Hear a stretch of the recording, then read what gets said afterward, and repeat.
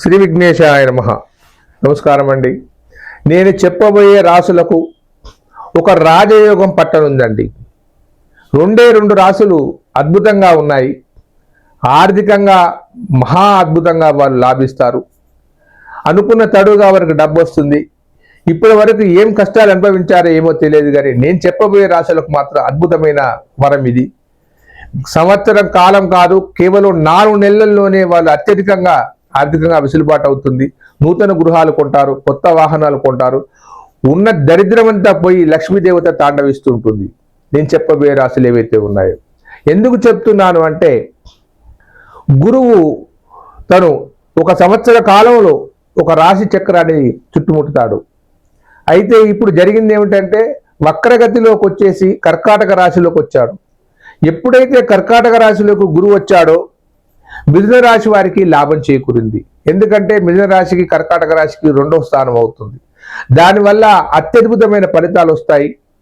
ఎక్కువ రోజులు ఉండవు, కానీ ఈ ఎక్కువ రోజులు లేకున్నా కానీ అత్యద్భుతమైన ఫలితాలు మీకు ఈ మిథున రాశి వారికి వస్తాయి. ఇకపోతే గురువు 11వ స్థానంలో ఉన్నాడు. ఎవరికి? కన్యా రాశి వారికి. 11వ స్థానంలో ఎప్పుడైతే కన్యా రాశి వారికి ఉన్నారో ఆర్థిక వెసులుబాటు అద్భుతంగా ఉంటుంది. వద్దన్న డబ్బు వస్తుంది. మీరు ఏ ప్రయత్నం చేయకున్నా కానీ డబ్బు వచ్చి తీరుతుంది. అది గురువు వల్లనే సాధ్యమవుతుంది. మీరు ఏదైనా వ్యాపార రంగంలో పెట్టుబడులు పెట్టాలనుకుంటే ఇది మంచి సమయం. మీరు అనుకున్న తోడుగా పెట్టండి, లాభాల బాటలో మీరు ముందుండిపోతారు. గతంలో చేసిన అప్పులు, వాటి గురించి భయపడి ముఖం చాటేసుకుంటూ తిరుగుతూ ఉండవచ్చు. మీరు నిర్భయంగా తిరగండి, మీ అప్పులు ఖచ్చితంగా తీరుతాయి. మీరు అనుకున్న తడుగా అడిగిన వారు మీకు డబ్బులు ఇస్తారు. బ్యాంకు రుణాలే కాదు, ఏ విధంగానైనా ఏదో ఒక పద్ధతిలో మాత్రమే ఖచ్చితంగా డబ్బులు వచ్చి తీరుతుంది. ఈ 2 రాశులు, మిథున కన్య రాశుల వారికి అద్భుతమైన లాభం ఉంది.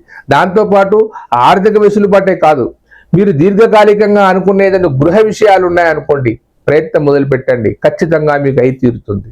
స్థల విక్రయం కానీ, ముఖ్యంగా చెప్తున్నాను, ఎవరైతే ఉద్యోగస్తులు ఉంటారో ప్రమోషన్ల గురించి కానీ పిఆర్సీ గురించి కానీ ఎదురు చూస్తుంటే ఈ 2 రాశులకు మాత్రం పట్టిందల్లా బంగారం. ఖచ్చితంగా పిఆర్సీ వచ్చి తీరుతుంది.